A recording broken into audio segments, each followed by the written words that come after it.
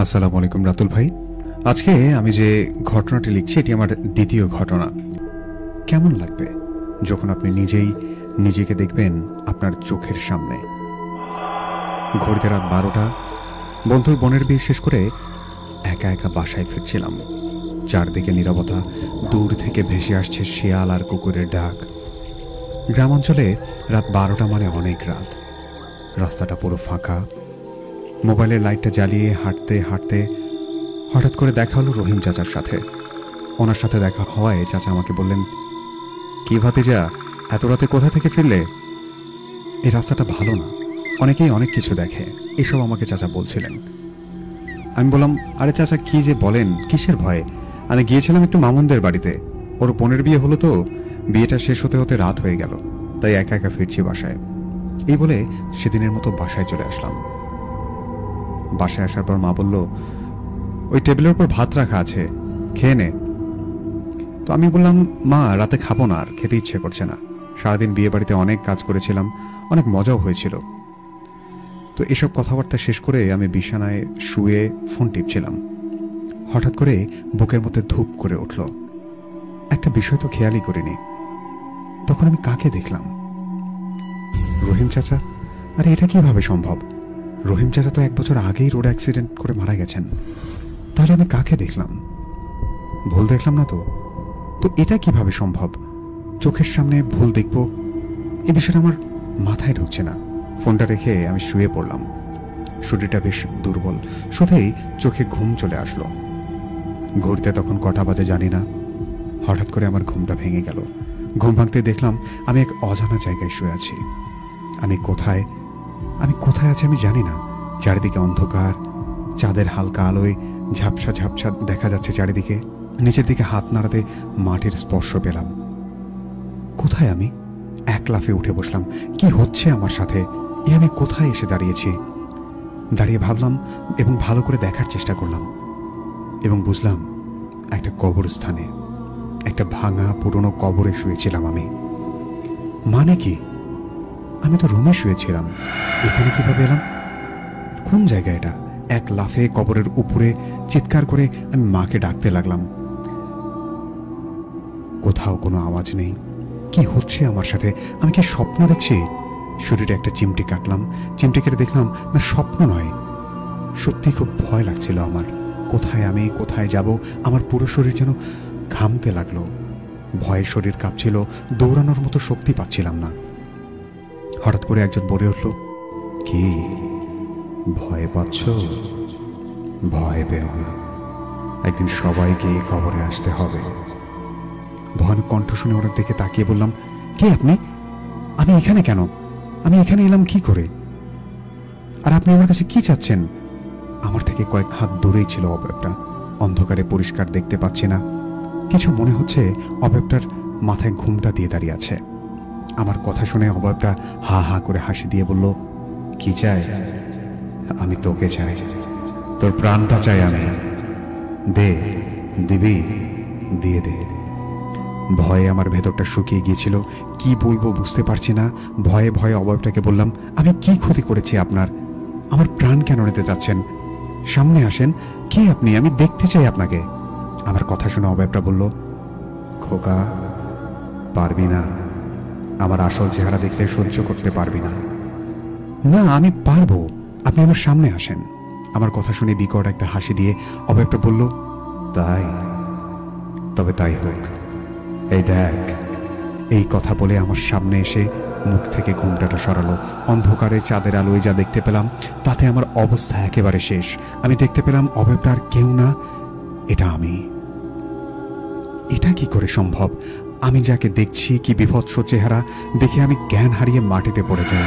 কতক্ষণ জ্ঞান হারিয়ে পড়েছিলাম জানি না। জ্ঞান ফিরতেই আমি দেখি আমার মা ডাকছে, তানভীর, এই তানভীর, কত বেলা হয়েছে দেখতো।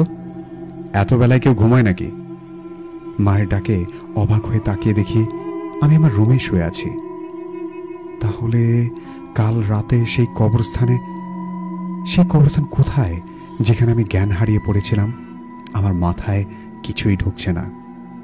এটা স্বপ্ন হতে পারে না, কারণ গতকাল সেই সব কিছু আমার কাছে এখন স্পষ্ট মনে হচ্ছে। আমি কবর থেকে লাফ দিয়ে ওঠার সময় আমার হাতের মধ্যে একটু কেটে গিয়েছিল, আমি চিমটে দিয়েছিলাম, সেই কাটার দাগ এখনও আমার শরীরে আছে।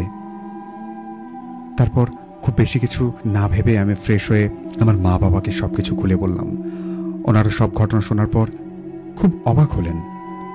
অবাক হবারই কথা, কী সব রহস্যময় ঘটনা ঘটেছে। রাতে ভয় পেয়েছি বলে বাবা এলাকার হুজুরের কাছ থেকে পানি পড়া নিয়ে এসে দিলেন আমাকে। এরপর দু একদিন ভালোই ছিলাম।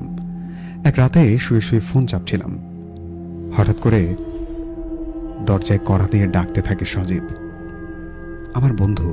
ওর ডাক শুনে দরজাটা খুলে বললাম, আরে সজীব, এত রাতের বেলায় কি মনে করে? আরে বলিস না, মা হঠাৎ করে অসুস্থ হয়েছে, মায়ের জন্য ঔষধ নিয়ে আসতে হবে। রাতের বেলা একা একা যেতে ভয় করছে, তুই একটু যাবি আমার সাথে? চল না। আমি বললাম, আরে তাই নাকি, আন্টি অসুস্থ? আচ্ছা আচ্ছা দাঁড়া, আমি একটু গেঞ্জিটা পরে আসি। এই কথা বলে গেঞ্জিটা পরে আমি রওনা হলাম। সজীবের সাথে হাঁটছি, বিভিন্ন ধরনের গল্প করছি।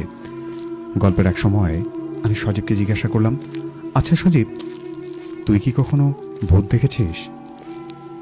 মানে ভয় পেয়েছিলি কখনো? না, সেটা বললাম। আমার কথা শুনে সজীব কোনো উত্তর দিল না। ওর কোনো উত্তর না পেয়ে আবার বললাম, কিরে, কথা বলিস না কেন? কিন্তু এ কি, সজীব তো কোথাও নেই। দেখতে না পেয়ে মুচকি হাসি দিয়ে বললাম, আরে বোকা, তুই আমাকে ভয় দেখাবি? কোথায় লুকিয়েছিস? বের হয়ে আয়, দেরি হয়ে যাচ্ছে কিন্তু। তুই না বললে তোর মায়ের ওষুধ আনতে যাবি? এই কথা বলে আমি ওকে খুঁজতে লাগলাম, কিন্তু কোথাও ওকে পাচ্ছি না। তারপর আমি আবারও বললাম, সজীব, কি করছিস এসব? মজা না করে তাড়াতাড়ি বের হয়ে আয়। সজীবের কোনো সাড়া না পেয়ে ভাবলাম অনেক দেরি হয়েছে, আমার কথার কোনো সাড়া পাচ্ছি না।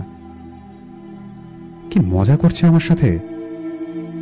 দুজনে তো একসাথেই হাঁটছিলাম। এবার আমি ফোনের লাইটটা জ্বালিয়ে খুঁজতে লাগলাম, সজীব, এই সজীব, কই তুই? বের হবি নাকি আমি চলে যাব? আমার কথায় কোনো সাড়া দিচ্ছিল না সজীব। ওকে খুঁজতে খুঁজতে ঝোপের আড়ালে দেখতে পেলাম কে যেন চাদর জড়িয়ে বসে আছে। ওটা দেখে বলে উঠলাম, ও আচ্ছা, এই ব্যাপার, আমাকে ভয় দেখানোর জন্য চাদর গায়ে দিয়েছিস? তাই নাকি? আমি কি ভয় পাবো? এতটা ভীতু আমি না। এই বলে ওর কাছে যাই এবং ওকে আমি স্পর্শ করি এবং আমার এক হাত দিয়ে চাদরটা ধরে টান দিই। ওকে স্পর্শ করাতেই কি ভয়ঙ্করভাবে আমার দিকে তাকিয়ে আছে এবং কি বিভৎস রকমের একটা হাসি দিল। ভয়ে ভয়ে তখন মনে হচ্ছে আমার জীবনটা বেরিয়ে যাবে। এত ভয়ানক মানুষ আমি কখনো দেখিনি।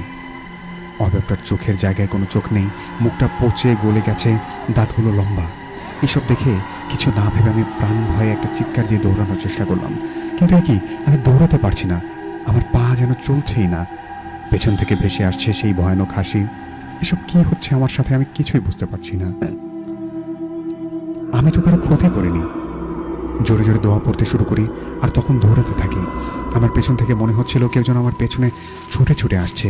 প্রাণের ভয়ে দৌড়াতে দৌড়াতে একসময় আমি আমার বাসার সামনে এসে চিৎকার দিয়ে জ্ঞান হারিয়ে ফেলি। আমার জ্ঞান ফেরে দেখি আমার মা পাশে বসে আছে, আমার পুরো শরীরে জ্বর। মা আমাকে জিজ্ঞাসা করে, আমি তখন সব ঘটনা খুলে বলি। এই ঘটনার পরে 2-3 দিন আমার শরীরে অনেক জ্বর ছিল এবং এর কিছুদিন পর আমি সুস্থ হয়ে গেলাম। সুস্থ হওয়ার পর আমি চলে গেলাম সজীবের বাসায়। ওর বাসায় যাওয়ার পর সজীব বলল, কি রে তানভীর, কি খবর? তোর তো 2-3 দিন কোনো খবরই পেলাম না। ফোন দিলাম, ফোনও ধরলি না, কোথাও গিয়েছিলি নাকি?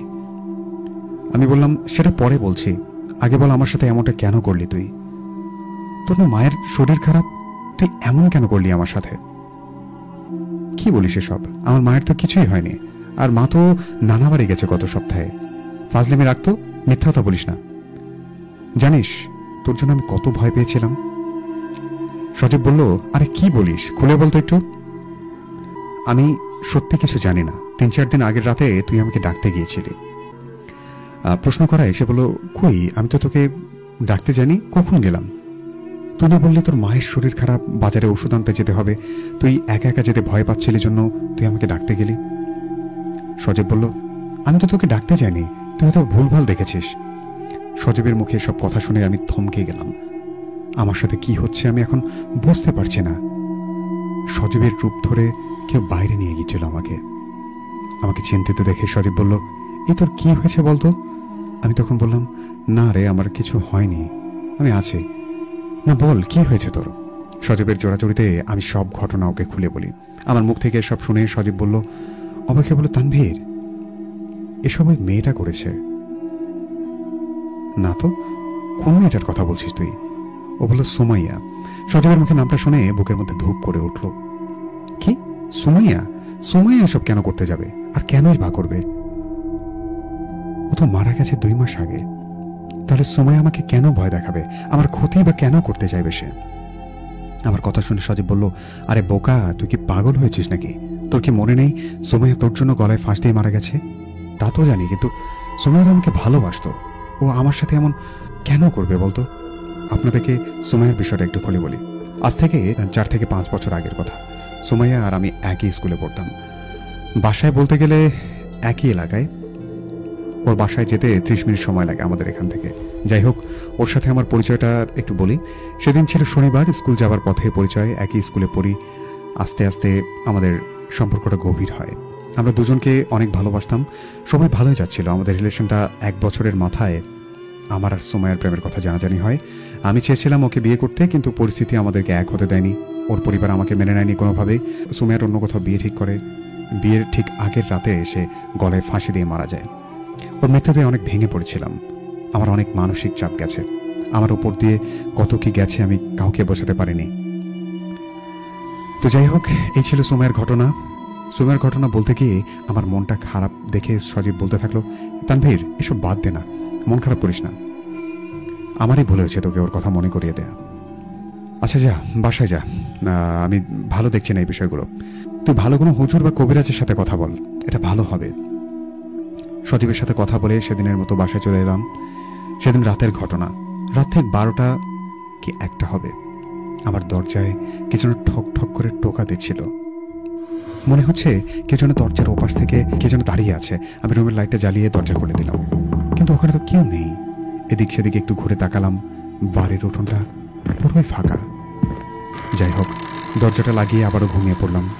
মধ্যরাতে ঘটে যায় আমার সাথে একটি ভয়ানক ঘটনা। আমি ঘুমিয়েছিলাম, হঠাৎ করে ঘুম ভেঙে যায়। বুকের মাঝে একটা অদ্ভুত ব্যথা অনুভব করলাম। চোখটা ভালো করে খুলতে দেখলাম আমার বুকের ওপর একজন বসে আছে। মনে হচ্ছে আমার বুকটা ছিঁড়ে খাচ্ছে। আমার চোখ খোলা দেখতেই ওই ভয়ানক অবয়বটা আমার দিকে তাকিয়ে বলল, কি রে, ঘুম ভেঙেছে তাহলে? অনেকক্ষণ ধরে অপেক্ষা করছিলাম। কি ক্ষুধা লেগেছে? তোর কলিজাটা দেবি? দে না, আমার পেটে অনেক ক্ষুধা পেয়েছে। এই বলে হা হা করে হাসতে লাগলো। বিশ্বাস করেন রাতুল ভাই, এসব দেখে ভয়ে আমার শরীর তীব্রভাবে ঘেমে গেছে। হঠাৎ পা একটা টান দিয়ে বিছানা থেকে মেঝেতে ফেলে দিল আমাকে। ফেলে দেওয়াতে আমি মাথায় অনেক ব্যথা পাই। চিৎকার দিতে পারছি না, গলা দিয়ে কোনো আওয়াজ বেরোচ্ছে না। তাই দেওয়ালে হেলান দিয়ে বসে আছি। আমার চোখের সামনে ভয়ানক অবয়বটা বসে আছে। খুবই ভয়ঙ্কর চেহারা, চুলগুলো কত বড় বড়। আর ওর চোখের জায়গায় কোনো চোখ নেই। জায়গাটা কুচকুচে অন্ধকার। রক্তে মাখা মুখ নিয়ে আমাকে বলে উঠল, ক্ষুধা পেলে আমি কি করি জানিস? এই দেখ। এই বলে সে নিজের হাতটা নিয়ে খেতে শুরু করে। আমি এগুলো কি দেখছি, ভয়ে আমার জীবন বেরিয়ে যাবার মতো অবস্থা। নিজের হাত নিজে কিভাবে চিবিয়ে খাচ্ছে, তাও আবার চোখের সামনে। রক্ত মাখা মুখে আমার দিকে তাকিয়ে আছে। কি বিভৎস চেহারা। আমার শরীর, মনে, হাতে পায়ে কোনো শক্তি নেই। আর আমার দিকে তাকিয়ে থাকতে থাকতে হঠাৎ করে বলে উঠল, কিরে, ভয় পাচ্ছিস? ভয় পাস না, তুই খাবি কাঁচা রক্ত, খুবই মজা, নে। এই বলে তার একটা আঙুল আমার দিকে ছুড়ে দিল আর বলল, নে, আঙুলটা খেয়ে নে, অনেক মজা পাবি। চোখের সামনে এত কিছু দেখে আমি নিজেকে আর ধরে রাখতে পারি না। জ্ঞান হারালাম। তারপর কি হয়েছে জানি না।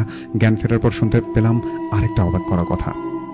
চারিদিকে লোকজন, মনে হচ্ছে আমার কাছে মনে হচ্ছে আমার জন্য বড় কিছু হয়ে গেছে। আশেপাশে এত লোকজন, কিসের জন্য? আমার জ্ঞান ফিরতে দেখে বাবা আমাকে জিজ্ঞাসা করলেন, তুই ঠিক আছিস? আমি বললাম, জি ঠিক আছি। রাতে অনেক ভয় পেয়েছিলাম। কেউ এসেছিল আমার রুমে, তোমাদেরকে বোঝাতে পারবো না কতটা ভয়ঙ্কর ছিল। সেখানে ভয় পেয়ে আমি জ্ঞান হারিয়ে ফেলেছিলাম। তারপর বাবা বলল, তুই তো রুমে ছিলি না, আমি এই কথা শুনে অবাক হয়ে জিজ্ঞাসা করলাম, রুমে ছিলাম না মানে? কোথায় ছিলাম? বাবা বললেন, তোকে তো রুমে না পেয়ে আমরা এদিক সেদিক খোঁজাখুঁজি করি সবাই মিলে, কোথাও না পেয়ে আমরা হাল ছেড়ে দেই। আজ 2 দিন পর তোকে খুঁজে পেলাম। তুই জ্ঞান হারানো অবস্থায় পড়েছিলি পুকুর পাড়ে। কি 2 দিন? মানে এই 2 দিন আমি কোথায় ছিলাম? আমার যখন মনে পড়ে আমি তো জ্ঞান হারিয়ে আমার রুমেই পড়েছিলাম। তাহলে এত কিছু ঘটলো কিভাবে? হ্যাঁ, এটা নিশ্চয়ই ও করেছে। আমার মুখে কথাটা শুনে মা প্রশ্ন করে, ও মানে? ওটা আবার কে?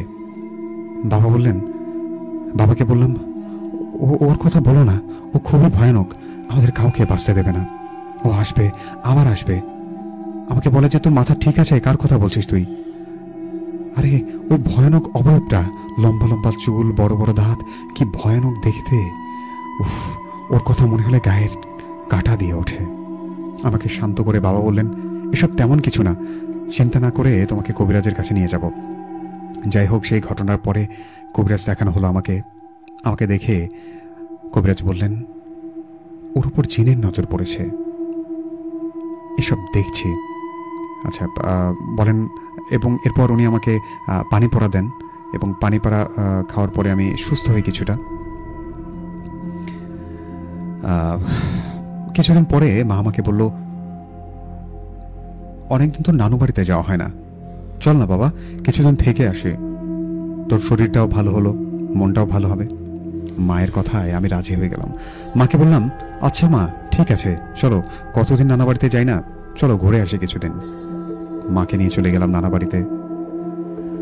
বেশ কিছুদিন ধরে ভালোই আছি, কোনো ভয়ানক ঘটনা ঘটছে না।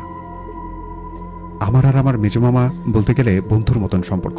নানু বাড়িতে গেলে মেজমামার সাথে সবচেয়ে বেশি আড্ডা দিতাম, ঘুরতাম। নানা বাড়িতে যাবার 2 দিন পর এক রাতে, তখন সময় হবে এরকম 10টা, রাতে খাবার খেয়ে রুমে এসে শুয়ে শুয়ে ফোন চাপছিলাম। ঠিক এমন সময় আমার মেজমামা এসে আমাকে ডাক দিলেন। মামার ডাকে দরজা খুলে প্রশ্ন করলাম, মামা কি হয়েছে, ডাকছো কেন? ডাকলাম একটা কারণে, আমি আর তুই মাছ ধরতে যাব। তুই কি যাবি আমার সাথে? গেলে চল, ভালো লাগবে। মামার কথা আমি রাজি হয়ে গেলাম এবং রওনা করলাম মামার সাথে মাছ ধরতে। পাশেই ছোট নদী, হেঁটে গেলে 5 থেকে 6 মিনিট সময় লাগে। যাই হোক, হাতে জাল নিয়ে মামা ও আমি যাচ্ছি মাছ ধরার জন্য। হাঁটতে হাঁটতে একটা সময় পৌঁছলাম নদীর পাড়ে। নদীর পাড়ে যাবার পর মামা বলল, আচ্ছা জুতোটা খুলে রাখ, জাল ফেলতে হবে। আমি বললাম, না মামা, কাদা লাগতে পারে, আমি নিচে যাব না, কাদার মধ্যে তুমি গিয়ে জাল ফেলো, আমি এখানে বসে আছি। এই বলে সেখানেই বসে পড়লাম। মামা নিচে জাল ফেলছিল। আমার থেকে খুব বেশি না, 10 থেকে 15-16 হাত হবে। এভাবে 30 মিনিট মতন মাছ ধরার পর হঠাৎ দেখি আমার নাকে একটা পচা গন্ধ ভেসে আসছে। গন্ধটা আমার নাকের মধ্যে আসার পর আমি মামাকে জিজ্ঞাসা করলাম, মামা এটা কিসের গন্ধ আসছে? আমার কথায় কোনো উত্তর দিল না মামা। আমি রাখলাম, মামা, ও মামা, কথা বলছো না কেন? সারা না পেয়ে জুতা খুলে আস্তে আস্তে নিচের দিকে নেমে গেলাম মামার দিকে। চারদিকে অন্ধকার, মোবাইলের আলোটা জ্বালিয়ে মামার দিকে এগোচ্ছি। মামার কাছাকাছি যেতেই দেখলাম মামা উল্টো দিকে বসে কিছু একটা করছে। আমি মামার কাছে গিয়ে মামাকে জিজ্ঞাসা করলাম, মামা কতক্ষণ থেকে ডাকছি, কি করছো এখানে? ওইখান থেকে ডাকছি, শুনছো না, এই জন্য এখানে এলাম। কোনো উত্তর না পেয়ে আমি মামার কাঁধে হাতটা রাখলাম। কাঁধে হাতটা রাখার পর যা দেখলাম তাতে লাফ দিয়ে 2 হাত পেছনে ফিরে নিয়ে আসলাম। মামার কাছে যেতে দেখলাম মামা কাঁচা মাছ চিবিয়ে চিবিয়ে খাচ্ছে। আমি কাছে যেতেই মামা আমার দিকে ভয়ানকভাবে তাকালো, লাল লাল চোখ বড় বড় করে আমার দিকে তাকিয়ে হাসতে লাগলেন। এমন অবস্থা দেখে আমি ভয়ে বলে উঠলাম, মামা কি হয়েছে তোমার? মামা তুমি ঠিক আছো তো? মামা তো আমার কথা শুনছে না, ভয়ানকভাবে হাসতে লাগলেন আর বললেন, আমি তোর মামা না, আমার সাথে অবশ্যই যাবে। আচ্ছা, আমি তোর মামা না খোকা, আমি তোর বন্ধু, তোকে নিতে এসেছি, যাবি? অবশ্যই যাবে আমার সাথে। সেই ভয়ানক অভাবটা যেটা এর আগেও আমাকে ভয় দেখাতো, আমি ওকে দেখতে পাচ্ছি। যে সবসময় আমার ক্ষতি করতে চাইতো। বোঝা হয়ে গেছে আমার মামা নয়, তাই আর দেরি না করে চিৎকার দিতে দিতে আমি পাড়ের দিকে দৌড় দিলাম। আমার পেছনে সেই অবয়বটা দৌড়াচ্ছে। প্রাণের ভয়ে দৌড়াতে দৌড়াতে একটা হোঁচট খেয়ে পড়ে যাই বালুর মধ্যে। ঠিক তখন সেই অবয়বটা আমার পা ধরে টানতে থাকে। আমি ভয়ে ভয়ে চিৎকার করছি, কিন্তু অবয়বটা যেন কিছুই শুনছে না। আমার পা ধরে টেনে নিয়ে নদীর দিকে যাচ্ছিল। আমার শরীরে কোনো শক্তি ছিল না, মনে হচ্ছে এখনই আমি মারা যাব। ঠিক তখনই অনুভব করলাম কে যেন আমার হাত ধরে টেনে ধরলো। সেদিকে তাকাতে দেখি আমার বড় মামা পাশে দাঁড়িয়ে আছে, আমার মেজো মামাও। আমি মামাকে দেখে জড়িয়ে ধরলাম, বললাম, মামা, ও আমাকে মেরে ফেলবে। আমার কথা শুনে বলে উঠলো, কই, এখানে তো কেউ নেই। আর তুমি এত রাতে এখানে কি করছো? এই নদীর পাড়ে একা একা কেউ আসে? বড় মামার কথা শুনে আমি বললাম, আমি তো শুয়েছিলাম, মেজো মামা তো আমাকে এখানে ডেকে নিয়ে এলো। আমার কথা শোনার পর মেজো মামা আমাকে বলল, কোথায়? আমি তো কখনো তোমাকে ডাকিনি। কখন ডাকলাম তোমাকে? আমি তো বাসায় ছিলাম। মামার কথা শুনে আমার মাথায় যেন আকাশ ভেঙে পড়লো। কি হচ্ছে এসব আমার সাথে? তাহলে আমাকে কে ডেকে নিয়ে আসলো মাছ ধরতে? আর কে ছিল সে? আমার অবস্থা খারাপ দেখে মামা বললেন, এর অবস্থা খুব ভালো না, নিশ্চয়ই কোনো খারাপ জিনের পাল্লায় পড়েছে। আমাকে বড় হুজুরের কাছে নিয়ে যেতে হবে। আমার পরিচয়ে এক বড় মাপের হুজুর আছে, আজকে রাতের বেলা ওনাকে আসতে বলবো। তো যাই হোক, মামার কথা মতো সেই হুজুর এলেন। হুজুর আসার পর আমাকে দেখেই বললেন, ওর অবস্থা তো খুব ভালো না, ওর সাথে খুব শক্তিশালী একটা খারাপ জিন আছে, যেটা যে কোনো সময়ের বড় ধরনের ক্ষতি করতে পারে। এই বলে হুজুর রুমের মধ্যে দিয়ে গেলেন ও আমার সাথে থাকে সেই জিনটাকে হাজির করতে চেষ্টা করলেন, কিন্তু কোনোভাবেই সেই জিনকে হাজির করা যাচ্ছে না। 1 ঘন্টা চেষ্টা করার পর হুজুর বললেন, এত সহজে হাজির হবে না, আমি আজকে চলে যাই, কালকে আবার আসবো, এবং কালকে এসেই ওই জিনকে হাজির করবো ইনশাল্লাহ। সে কতটা শক্তিশালী আমি দেখতে চাই। আমি আজকে আমার সাথে থাকা জিনদের জিজ্ঞাসা করবো আসলে সমস্যা কি কি। তো যাই হোক, যে কারণে পিছু নিয়েছিল এসব বলে আজকের মতো তিনি চলে গেলেন। হুজুর আগামীকাল রাতে আবার আসবেন। হুজুর চলে যাওয়ার পর আমরা সবাই মিলে রাতের খাবার খেয়ে ঘুমোতে গেলাম। শরীরটা ভালো না, তাই শোয়ার সাথে সাথে ঘুম চলে এসেছিল। আমার ঘড়িতে তখন কটা বাজে জানি না, আবারও ঘুম ভেঙে গেল। একটা অদ্ভুত আওয়াজ পেলাম, কে যেন হাড় ভেঙে ফেলছে, এরকম একটা আওয়াজ আমার কানে আসছে। চোখটা খুলতেই যা দেখলাম তা আমি মোটেই আশা করিনি। চোখ খুলতে দেখলাম একটা বড় বট গাছের উপরে শুয়ে আছি আমি। আমার পাশে সেই বিভৎস ভয়ানক অবয়বটা আমাকে দেখে বলল, কিরে, ঘুম ভেঙেছে তাহলে? তোর তো সাহস কম না, আমাকে সাহিস্তা করার জন্য হুজুর ডেকে নিয়ে এসেছিস? এই বলে সেই হুজুরকে দেখে আমি অবাক হলাম। সে ভয়ানক অবয়বটা হুজুরকে ধরে তার হাড়গুলো ভেঙে ফেলছে মটমট করে, একটা একটা করে। আমার চোখের সামনে হুজুরের বুকটা চিরে কলিজাটা বের করে আমাকে বলল, নে, এই নে, কলিজাটা খেয়ে নে, অনেক মজা। এসব দেখে আমি ভয়ে চিৎকার দিতে লাগলাম, কিন্তু আমার আওয়াজ কেউ শুনছেই না। এটা কোন জায়গায় আছি আমি? আমার কথা শুনে সেই ভয়ানক অবয়বটা বলে উঠল, তুই আছিস ভাবেল নগরীতে, তোর ডাক কেউ শুনবে না। আর এখানে বসে আছিস 200 বছরের পুরনো একটা গাছের উপর, এখান থেকে পড়ে গেলে আর প্রাণে বাঁচবি না। এই বলে আমার দিকে রক্তমাখা হাতটা বাড়িয়ে দিল, বলে, নে, রক্ত খেয়ে ঘুমিয়ে পড়, আর কয়েকটা দিন, তারপর হয়তো এই হুজুরের মতো তোকেও ছিঁড়ে এইভাবে কলিজাটা বের করে খাবো। এরপর হা হা করে হাসতে লাগলো। অবয়বটার কাছে এসব শুনে আমি বেহুশ হয়ে গেলাম। তারপর কি হয়েছে আমি চোখ খুলতে দেখলাম আমার পাশে আমার মা বসে আছে। মাকে দেখে জড়িয়ে ধরে বললাম, মা, ও হুজুরটাকে মেরে ফেলেছে, বাঁচতে দেয়নি হুজুরকে। আমাকে শান্ত করে মা বলল, কি বলিস? হুজুর তো ঠিকই আছে, একটু আগে না তোর মামার সাথে কথা বললো ফোনে, আজকে রাতে উনি আসবেন আমাদের বাসায়। আমি ভাবলাম, কি হচ্ছে এসব তাহলে আমার সাথে? আমি কি ভুল দেখেছি নাকি? আমাকে কিছু ভুল দেখানো হয়েছে? শরীরটায় অনেক ব্যথা। যাই হোক, দিনটা ভালোই চলে গেল। হুজুর এলেন আমার রুমের মধ্যে।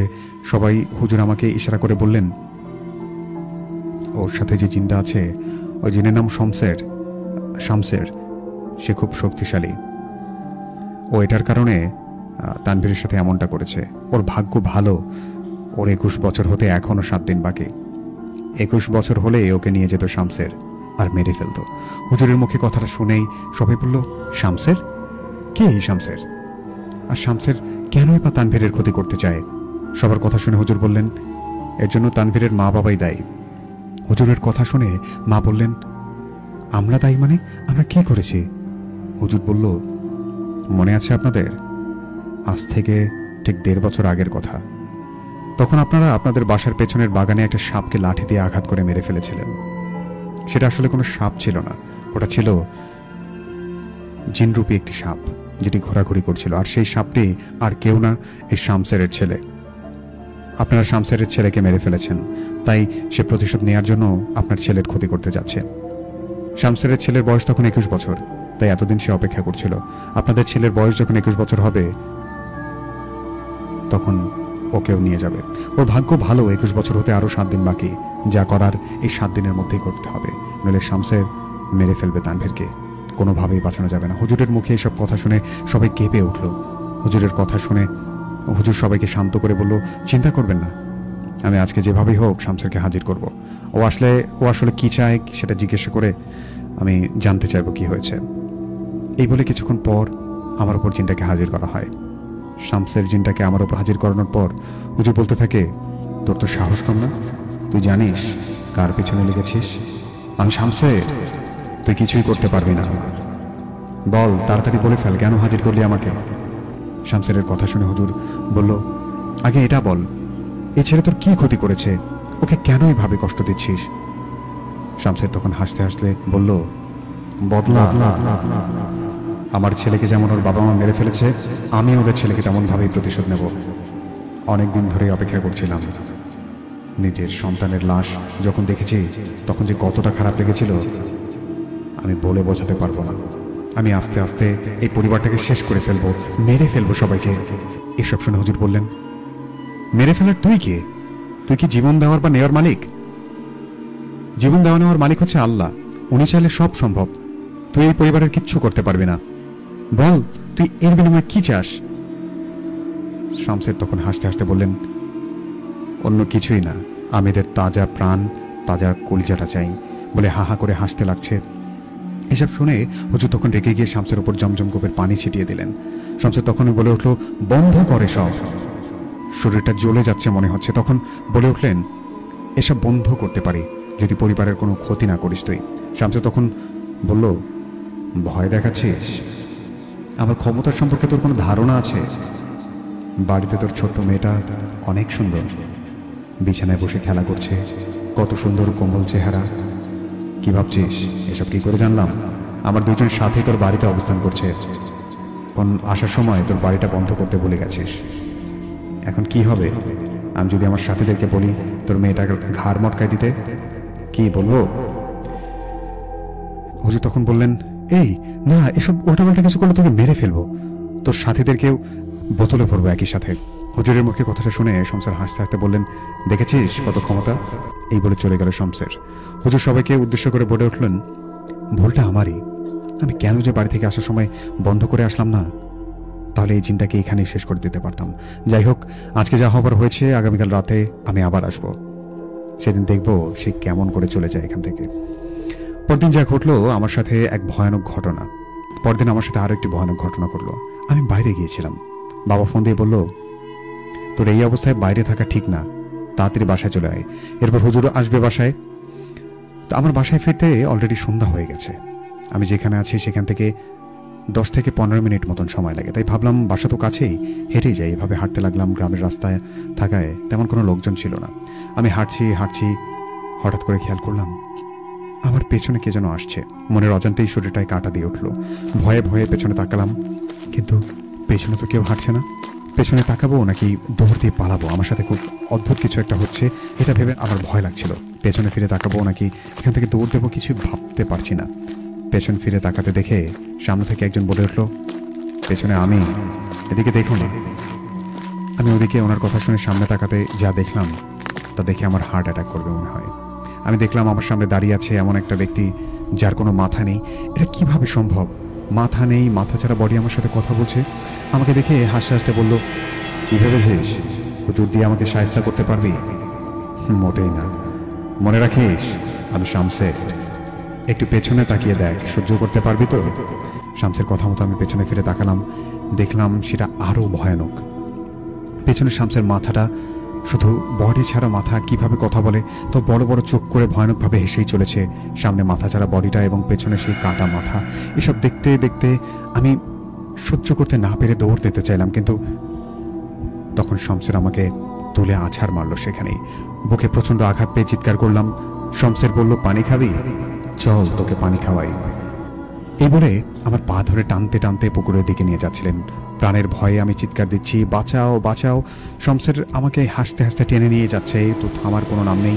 হঠাৎ পেছন থেকে আমার হাত টেনে ধরলেন হুজুর, সাথে আমার বাবাও এসে। হুজুর বুঝে যান কোনো সমস্যা হয়েছে, তাই বাবাকে নিয়ে সঙ্গে সঙ্গে খুঁজতে বের হন। বাবাও হুজুরকে দেখে আমি কাঁপতে কাঁপতে বললি, বাবা ও আমাকে বাঁচতে দেবে না। ততক্ষণে শামসের হাওয়ায় মিলে গেছে। এখানে আর দেরি না করে আমাকে নিয়ে বাসায় নিয়ে আসা হয়। তারপর সব কাজ সম্পূর্ণ করে আমাকে একটা গোল বৃত্তের মধ্যে বসানো হলো।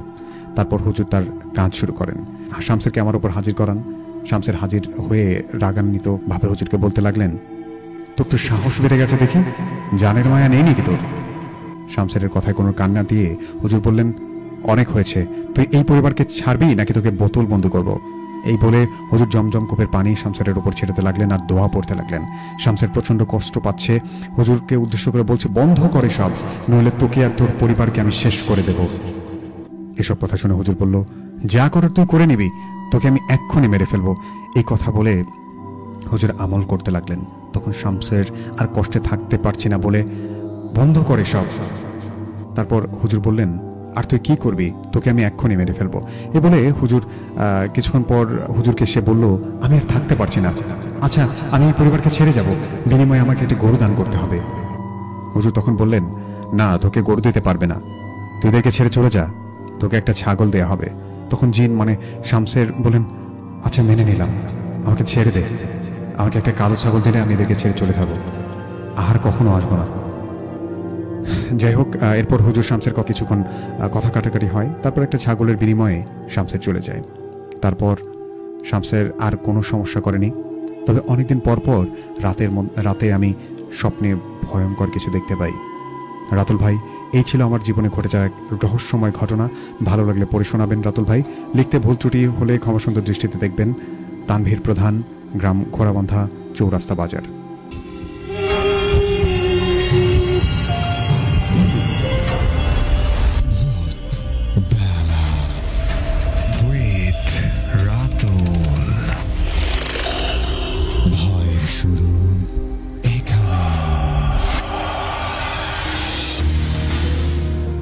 ইয়েস, ভয় শুরু এখানেই।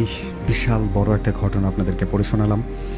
যে যারা যেখান থেকে আমাদেরকে দেখছেন এবং শুনছেন ভূতবেলা, তাদেরকে আরও একবার স্বাগত জানাতে চাই। আমি রাতুল আছি আপনাদের সাথে, আমার সাথে শাহাদুল রয়েছে এবং আমাদের স্টুডিওতে আছেন একজন অতিথি।